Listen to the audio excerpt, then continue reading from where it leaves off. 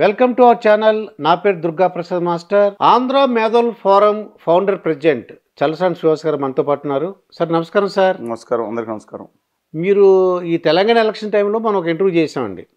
Congress party wave ఎలా ఉంటుందంటే wave వస్తే ఎంతో చెప్పేశారు, గ్యారంటీగా కాంగ్రెస్ ప్రభుత్వం వస్తుందని మీరు చెప్పారండి. మీరు అది ఆ వేవ్ వస్తే ఎంత వస్తే కూడా సీట్లు చెప్పారు. కరెక్ట్గా మీరు చెప్పినట్టు జరిగిందండి. 56 కనీసం వస్తాయి, 65, 70 వస్తాయి. కానీ వేవ్ కనుక వస్తే 75, 80కి వెళ్ళినా ఆశ్చర్యపోవద్దని చెప్పి. అవును, అది తుఫాను, దాన్ని ఒక సునామీ వస్తే కనుక వస్తాయి.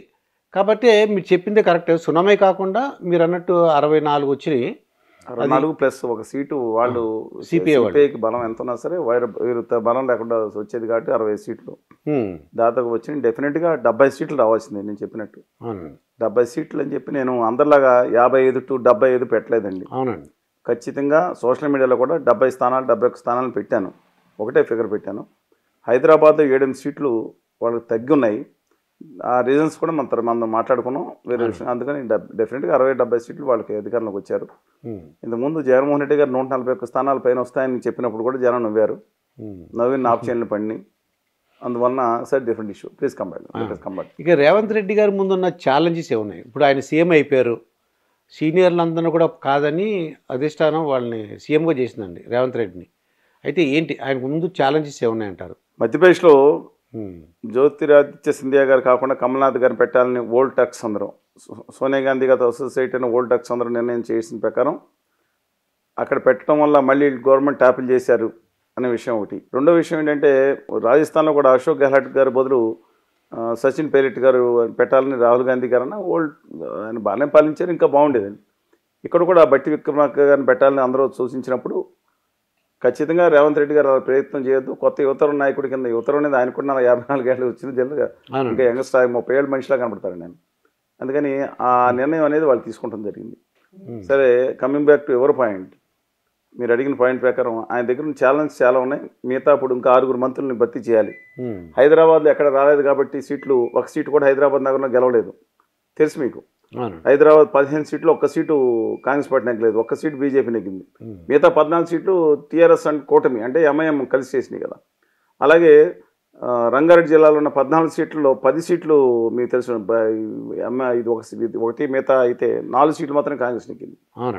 మిగతా వాళ్ళు 10. ఇబ్రహీంపట్నం రంగారెడ్డి ఏదన్నా రంగారెడ్డి జిల్లాలో ఉన్న 14 సీట్లు 4 సీట్లు మాత్రం కాంగ్రెస్ నెగ్గింది.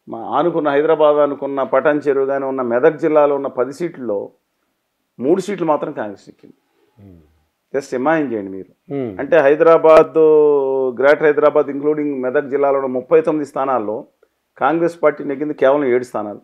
హైదరాబాద్లో బలోపేతం చేయడానికి ఫిరోజ్ ఖాన్ గారికి ఇవ్వాలా, లేదా షబీర్ అలీ గారు స్ట్రాంగ్ సపోర్టర్ కింద ఉన్నారు. కామారెడ్డి వదిలేసి నిజామాబాద్ వెళ్ళారు, ఆయనకి ఇవ్వాలనేది సీనియర్ మోస్ట్ లీడర్ అండి. అందువల్ల ఈ మంత్రివర్గం మిగతాది ఇదంతా సజావుగా జరిగిపోయింది. మనం చూసారు ఎంత జరిగిందా. మొత్తానికి అందరూ అడ్జస్ట్ అయిపోయారు, ఎవరి పదవులు వాళ్ళు ఉన్నారు. ఏదైతే మిగతా 6 పదవులు ఉన్నాయో ఒకటి. రెండో విషయం, దాంట్లో శాసన మండలి సభ్యులు ఎన్నిక కూడా మేటుగా 3 స్థానాలు ఉన్నాయి, భర్తీ చేయాల్సి ఉంటుంది. మెయిన్ ఇది కాదండి, కాంగ్రెస్ పార్టీ ఇక్కడ డీస్టాబ్లిష్ని ఎట్టి పరిస్థితులు ఒప్పుకోదు. ఉన్న స్టేట్ కర్ణాటక, ఆంధ్రప్రదేశ్లో కొత్తగా వచ్చిన స్టేట్ని దీన్ని వదులుకోవడానికి ఒప్పుకోదు. అందువల్ల ఆయనకి ఆ భయం లేదు. ఇప్పుడు ఇంకా బీఆర్ఎస్ నుంచి మిగతా నుంచి అక్కడికి వచ్చే క్యాండిడేట్స్ ఎవరు ఉన్నారో 4, 5, 6 ఉంటే వాళ్ళు తీసుకుంటారో తెలియదు. మెయిన్ ఏంటంటే హామీలు అమలండి. మొట్టమొదటిగా చాలా డైరింగ్ స్టెప్తో వెళ్ళిపోయారు. 6 సంతకాలను ఇనిషియేట్ చేస్తా 6 హామీలని అక్కడ సంతకం పెడతాం కాకుండా రజనీ గారికి ఉద్యోగం ఇవ్వటం కానీ, వెంటనే 9వ తారీఖు మధ్యాహ్నం 1:30కి బస్సు పిలిపించుకుని సెక్రటరియట్ దగ్గరికి ఒక బస్సు, దాన్ని ఫ్రీ బస్ అండి అందరికీ, మహిళలకి 2 గంటల నుంచి 9వ తారీఖు నుంచి అమల్లోకి వస్తే నమ్మలేకపోయారు హైదరాబాద్ ప్రజానీకం కానీ చుట్టుపక్కల కానీ. మేము లోకల్గా అనుకున్నామండి, ఎక్కడి నుంచి ఎక్కడికైనా తిరగొచ్చండి, ఆదిలాబాద్ వెళ్ళి చూడొచ్చు, పురుక్షేత్రాలు చూసేస్తామంటున్నారు. అందరూ ఉచితంగా ఉన్నాను కానీ డెఫినెట్గా అది ఉంటుంది. సరే, అది ఎంత ఖర్చు అవుతుందో అది అమలు చేయించగలిగారు. ఇక మిగతా ఏదైతే ఉందో రైతు బంధు ఏదైతే మార్చి రైతు కూలీలకు 10,000, కౌలు రైతులకు కూడా ఇస్తామని చెప్పి ఏదైతే మాట్లాడారో అది అమలు హామీ అంత ఈజీ కాదు. రెండోది రుణమాఫీ, దానికి మొడాలిటీస్ వర్కౌట్ చేయడం ఈజీ కాదు. అదేవిధంగా వీళ్ళు మిగతా 200 యూనిట్ల చొప్పున ఆ బిలో పావర్టీలైనా కాదనే చూడాల్సిన అవసరం ఉంది. సరే, 20,000 లీటర్లు హైదరాబాద్లో మహానగరంలో ఇంకో 5,000 లీటర్లు పెంచుతున్నారు, దట్స్ డిఫరెంట్ ఇష్యూ. మంచినీళ్ళు అది. ఈ అన్ని హామీలు అమలు చేయడానికి రాష్ట్ర బడ్జెట్లో దాదాపు 50,000 కోట్ల రూపాయలు మొదటి సంవత్సరంలో పెట్టాల్సిన అవసరం ఉంది. ఇది ఎలా అప్పుడే సన్నాయి నొక్కడం మొదలుపెట్టారు ప్రతిపక్షాల్లో. వాళ్ళు కొంత టైం ఇవ్వాలండి. కానీ ఇవన్నీ పరిగణలు తీసి వాళ్ళు మాట్లాడుతూ ఎందుకు అమలు చేయలేదని సీతక్క గారు వెంటనే మీరే ఇంతగానే ఎక్కువ చేస్తే మీరు అలా చేయగలుగుతున్నారంటే మాకు ఇస్తే మేము చూసి చూపించేవాళ్ళంటున్నారండి. ఏమవుతుందంటే అండి, ర్యాట్ రేస్ మొదలైన తర్వాత నిజంగా ఆ పనులకు ఇవ్వాలి. కానీ ఇది తెలంగాణ యొక్క ఆర్థిక వ్యవస్థకి చాలా ఇబ్బంది కలిగించే విషయం. అది దీన్ని నెగ్గు రావడం చాలా కష్టం. ఎందుకంటే బాధ్యతలో ఇప్పుడు when there is a credit అకౌంట్లో మీకు పోయిన డెబిట్ కూడా మీ అకౌంట్ అని పడుతుంది. ఈయనకి విజయానికి ముఖ్యమైన కాన్సెప్ట్ కేసీఆర్ గారు అహం అనేది వచ్చింది. రైతు బంధు బాగానే జరిగింది అనుకోండి. దళిత బంధు కానీ 2 బెడ్రూమ్ విషయం కానీ కాళేశ్వరం కానీ ఆ అహం కానీ ఈ మాత్రం ఆయన ఓడించింది. అంతే తప్ప ఆయన ఏదో కేసీఆర్ గారి పాలన శాంతి భద్రతలు దారుణంగా క్షీణించిపోయినాయని అనడానికి వీల్లేదు. మిషన్ భగీరథ జరగలేదు అనడానికి వీల్లేదు.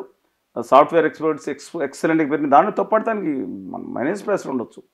కానీ ఈ నేపథ్యంలో రేపొద్దున వీరు చేయగలే ఎలాగ మంత్రివర్గంలో తీసుకున్న నిర్ణయాలు ఏదైతే ఉన్నాయో లేదా హామీ ఇచ్చిన ఇంప్లిమెంట్ చేయటం it will very tough job. జనం రేపొద్దున రేవంత్ రెడ్డి గారు చేయలేదు అంటారు, మంత్రులు కూడా ఆయన అడగని అంటారు. ఒకవేళ రేపొద్దున ఎవరు రెస్పాన్సిబిలిటీ తీసుకుంటారనేది let us wait and see అండి. ఇది మెయిన్ ఆయన ముందున్న టాస్క్. మరి ఆర్థిక శాఖ మంత్రులు వీళ్ళందరూ కూడా మొట్టమొదటిసారి మంత్రులు అయిన వాళ్ళు. రేవంత్ రెడ్డి గారు డైరెక్ట్గా ఎమ్మెల్యే టు చీఫ్ మినిస్టర్ అయిపోయారు. ఇంతకుముందు ఎంపీగా చేశారు, ఎమ్మెల్యేగా చేశారు, ఎమ్మెల్సీగా కూడా చేశారు, అయిపోయారు. అలాంటి రాజస్థాన్లో ఎవరు లేని ఒక మంది నిన్నగాక మొన్న ఎక్కి 4 రోజులు మొట్టమొదటిసారి మా ఎమ్మెల్యే అయినా ముఖ్యమంత్రి చేసేసింది కాంగ్రెస్ శర్మ గారిని. అది డిఫరెంట్ బీజేపీ అది. సరే రాజస్థాన్లో మరి బీజేపీ వచ్చింది కదా. ఇక్కడ బట్టి గారు కూడా మంచి చదువుకున్న ఆయన కానీ సరే ఇంజనీరింగ్ చదువుతున్నారు, ఏదన్నా ఆర్థిక శాస్త్ర నిపుణులు చదువుకున్న వాళ్ళు ఉంటారు. కానీ వెరీ టఫ్ జాబ్ అండి. కర్ణాటక లాంటి ఒక సాఫ్ట్వేర్ ఎక్స్పోర్ట్స్లో నెంబర్ 1 ప్లేస్ ఉందండి. మిగతాది కానీ అలాంటి బలీయంగా ఉన్న ఆర్థికంగా బలీయంగా ఉన్న స్టేట్ అతలాకుతల సందర్భంలో రేవంత్ రెడ్డి గారు మొదట దాన్ని ఎలా అధిగమిస్తారు. సెకండ్ పార్టీలో సీనియర్స్ని కొంతకాలం స్తబ్దతగానే ఉంటుంది. ఎవరు ఊరుకుంటారండి? వాళ్ళు మామూలుగా వచ్చింది పుట్టుకతో వచ్చింది గిట్టుకుపోతే పాటు పోవని మామూలుగా ఉండదండి సమస్య. అందుకని కోమటిరెడ్డి గారు వీళ్ళందరూ ప్రస్తుతానికి పదవులు వచ్చింది మనకి 10 ఏళ్ళు అయింది, ఆవురు అని ఉంటున్నారు కొంతమంది. అంటే నేను వాళ్ళని తక్కువ చేయట్లేదండి, సిచ్యువేషన్ పదవి కోసం అంటలేదు. ఆ పదవి లాలసలో ఒకసారి వెళ్ళిపోయిన తర్వాత మళ్ళీ దక్కేంత వరకు కూడా ప్రాణం అక్కడ ఊపిరి సలపదండి. స్విమ్మింగ్ బ్యాగ్ రానాళ్ళు సముద్రం పడిపోయినట్టుంటుంది, బయటకు వచ్చిన తర్వాత ఊపిరి పీల్చుకుంటున్నారు. అది సర్దుకున్న తర్వాత అప్పుడు రేవంత్ రెడ్డి గారి సంగతి చూద్దామని బయలుదేరతారు. It may take some time. But ఈ 2 కార్యక్రమాలు ఆయన చూసుకుని కేంద్రంలో సయ్యద్ నేర్పుతో రేపొద్దున వచ్చే పార్లమెంట్ ఎన్నికలు నిధులు పోగేస్తే పని కూడా ఉంటుందండి ఆయనకి. అంటే ఇది అఫీషియల్గా మనం మాట్లాడుకోలేము కానీ ఇది ఉంటుంది. మరి పార్లమెంట్ ఎలక్షన్స్ ఖర్చు పెట్టాలి కదా. ఖర్చు పెట్టాల్సింది ఇక్కడ ఖర్చు పెడతాం కాదండి ఇబ్బంది, ఇతర రాష్ట్రాలకు పంపింగ్ చేయాలి. దాని మీద మళ్ళీ అవినీతి ఆరోపణలు వస్తాయి. రెండోది రియల్ ఎస్టేట్, మూడో పాయింట్ హైదరాబాద్ రియల్ ఎస్టేట్ పడిపోయింది అంటున్నారు. ఈ నిర్ణయాలన్నీ చూసుకుని అక్కడ మెట్రో రైలు రాయదుర్గం నుంచి వెళ్తే అక్కడ జూపల్ రామేశ్వరరావు గారి కంపెనీలు ఉన్నాయి, అక్కడ వాళ్ళకి అవుతుందని చెప్పి మార్చుకుని నేను ఓల్డ్ సిటీ నుంచి పెట్టారు, ఇంకోటి ఎల్బీ నగర్ నుంచి పెట్టి ఏర్పాటు చేస్తా ఉన్నాను. దట్స్ ఫైన్, దాంట్లో తప్పట్టాల్సింది లేదండి. కానీ సిచ్యువేషన్ ఏంటంటే ఇవన్నీ ఎలాగ 111 ఒకటి ఉంది ఇష్యూస్. అంటే హైదరాబాద్ ఇంపార్టెంట్. తెలంగాణ ఆదాయంలో 160% కేవలం ఓన్లీ 1 సిటీ జిహెచ్ఎంసీ నుంచి వస్తున్న దాని సందర్భంలో ఇవన్నీ గమనించుకోవాలి. అసంతృప్తులు, మంత్రివర్గ అసంతృప్తులు ఇంకా ఉన్నాయి కదా, 6 ఆగుతున్నారు. సరే ఓడిపోయిన ఆ రోజు వెయిటింగ్ లిస్ట్లో ఉన్న సంగతి ఏంటని కూడా చూసుకుంటారు. ఇవన్నీ కూడా పడిన తర్వాత ఎస్పెషల్లీ బీజేపీ నుంచి ముప్పు ఉందండి. బీజేపీ మొదటి టార్గెట్ బీఆర్ఎస్ మాట్లాడదాం. కానీ వాళ్ళు నిరంతరం దక్షిణాది మీద దండయాత్ర మొదలుపెట్టారు. విజయయాత్ర దండయాత్ర ఇదే విదేశం అండి, నా దేశం మూలవాసులు ఉన్న దేశం మీద దండయాత్ర అన్నారు. దక్షిణాది మీద దండయాత్రను చూపిస్తానండి వాళ్ళందే. వాళ్ళు కూడా వదలరు. కకావికలు చేయడానికి శక్తియుక్త రాజాసింగ్ గారు అందే కొన్నాళ్ళు పడిపోయేదో మాట అన్నారు. సరే ఆయన ఏదో కేటగిరికల్ అన్నారు, I don't want to say any blame him. But situation ఏంటంటే ఓ పక్కన బీఆర్ఎస్ ముందర తను సర్దుకునే సిచ్యువేషన్ ఏదో ఆడపోతే అప్పుడు మాట్లాడవచ్చు కడియం శ్రీహరి గారు. కానీ సీరియస్గా తీసుకోవాల్సింది కాదు, జనరల్గా యథాలాపంగా ఉంటారని భావిస్తున్నాను కడియం శ్రీహరి గారిని. ఇది పడగొట్టేద్దామని ఆలోచన. కేటీఆర్ గారు నాకు తెలిసిన సమాచారం ప్రకారం let us not destabilise the government very క్లియర్గా కేటీఆర్ గారు కేటగిరికల్గా ఉన్నారు. ఆ గవర్నమెంట్ తన ఆ వెయిట్ మీద ఆల్రెడీ 2-3 సంవత్సరాలు పడిపోతే ఆలోచిద్దాం, అంతవరకు తీసుకునే అవకాశం వద్దు అని చెప్పారంటే మంచి నిర్ణయం అది. ఎందుకంటే ఆ పార్టీలో నెక్స్ట్ కేసీఆర్ గారు రేపు వస్తారు, లీడర్ కింద ఆయన ఉన్నారు. హరీష్ రావు గారు, కేటీఆర్ గారు ఒకళ్ళ మించి ఇప్పుడు అవకాశం ఒకరికి ఇచ్చిన పరిస్థితులు ఎలా మాట్లాడతారు. వీళ్ళకి ఇస్తే బాబామర్దులు మాట్లాడుతాను, మిగతా మా సంగతి అండి, మిగతా అన్నీ ఉన్నాయి. అందుకని ఆ పార్టీ ముందర సంభాళించుకోవాల్సింది. ఆ ఊపిరి పీల్చుకోవడానికి రేవంత్ గారికి టైం దొరికింది. ఇక ప్రజాభవన్ ఈయన రేవంత్ రెడ్డి స్పీడ్గా ఉన్నాడు సార్, కొద్దిగా అనిపిస్తుంది అలాగా. నెక్స్ట్ డే నుంచే ఆయన కంచె ఇవన్నీ నేను అనేది ఏదో మీడియాలో హడావుడి గురించి అండి. ఇది కృష్ణా రైతాంగ సమస్యలు నేను బుద్ధప్రసాద్ గారు ముఖ్యమంత్రి గారిని కలవడానికి వెళ్ళాం, రాజశేఖర రెడ్డి గారిని. వెళ్ళినప్పుడు అప్పుడు కూడా కడ్డీ ఉన్నాయండి, బ్యారికేడ్స్ ఉన్నాయి, ఎందుకు లేవు? చాలా ఇప్పుడు లేకపోవచ్చు. తర్వాత కిరణ్ కుమార్ రెడ్డి గారి దగ్గర ఇంకా పెంచారు. ఆ రోజు ఆయన మీద ఏమన్నా తెలంగాణ పెంచారు. ఇప్పుడు కొత్తగా పెట్టండి మాట్లాడతారండి. కేసీఆర్ గారు పెట్టారా? కాకపోతే మహాసౌధం కట్టుకున్న ఆల్రెడీ రాజశేఖర రెడ్డి గారు కట్టించిన అవన్నీ అలాగే ఉన్నాయండి బిల్డింగ్లు, అవి పట్టగొట్టలేదు. వెనకమాలు కట్టి ఓ మహాసౌధం కట్టుకున్నారు ఆయన, దిస్ డిఫరెంట్ ఇష్యూ. నేను దాంట్లో బట్టి విక్రమార్కర్కి వెళ్తున్నారు. కానీ అదేదో తీసేస్తే నేను అడుగుతున్నాను, నిజం కేటీఆర్ గారు అడిగిన దాంట్లో కొంత సత్యం ఉంది. అందరూ అక్కడ రాజుగారు పూర్వం మా రాజుగారి దగ్గరికి గంట కొట్టి వచ్చేవారు. ఇదేం రాజరికం అండి? ప్రజా దర్బార్ అనేది గవర్నీలు ముఖ్యమంత్రిగా ఉన్న రేవంత్ రెడ్డి గారు ఆలోచించుకోవాలి. రేపు పొద్దున అదే రేపు ఆయనకి అర్థమవుతుంది ఇప్పుడు నేను చెప్పేటప్పటికి కూడా. అంటే పొద్దున ఇదే ప్రతి ఒక్కరు వచ్చి పరిష్కరించండి అంటే అక్కడున్న 33 మంది కలెక్టర్లు ఎందుకండి, 5 మంది ఎందుకు, మధ్యలో ఆర్డీఓలు ఎందుకు, డిప్యూటీ తహసీల్దార్తో రండి, ఇప్పుడు సర్పంచ్లు ఎందుకు, వాళ్ళందరూ పరిష్కారం కానప్పుడు డెఫినెట్గా రావాల్సి ఉంది. ఒక వ్యవస్థ ఉంది, ఆల్రెడీ ఒక వ్యవస్థ ఉందండి. వ్యవస్థ ఎప్పుడు నా చిన్నప్పటి నుంచి ఉందండి. కానీ వాళ్ళందరిలో న్యాయం జరిగినప్పుడు ఖచ్చితంగా ముఖ్యమంత్రి గారి దృష్టికి తీసుకురావాల్సిన అవసరం ఉందని మా అన్న బాధలు పడేవాళ్ళు ఉన్నారు. కొంత న్యాయం జరుగుతుంది. కానీ మొత్తం అక్కడే పోటెత్తే వ్యవస్థ ఎందుకండి? ఇది రాజరికం కాదు. రేవంత్ రెడ్డి గారు ఆలోచించుకోవాలి.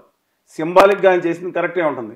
రేపు పొద్దున రోజుకు 5,000 మంది వచ్చాయనుకోండి, ఏం చేస్తారు? ఆ సమస్య పరిష్కారం అయిపోతాయా? మళ్ళీ తిరిగి ఎక్కడికి వెళ్ళాలి? ఎంఆర్ఓ దగ్గరికి వెళ్ళాలి. కానీ సీఎం గారి దగ్గర నుంచి వచ్చిందని ఉంటుంది. స్పందన కార్యక్రమం ఆంధ్రప్రదేశ్లో ఉంది, కొంతవరకు పనిచేస్తుంది. అలాగే ప్రజల వద్దకు పాలన చూశారు మీరు. ఇప్పుడు చంద్రబాబు నాయుడు గారి టైంలోనే ఇక్కడ ఇంతకుముందు రాజశేఖర రెడ్డి గారి టైంలో ఇక్కడ, కాదు కేసీఆర్ గారి టైంలో ఆ విషయంలో వెనక్కి వెళ్ళారు.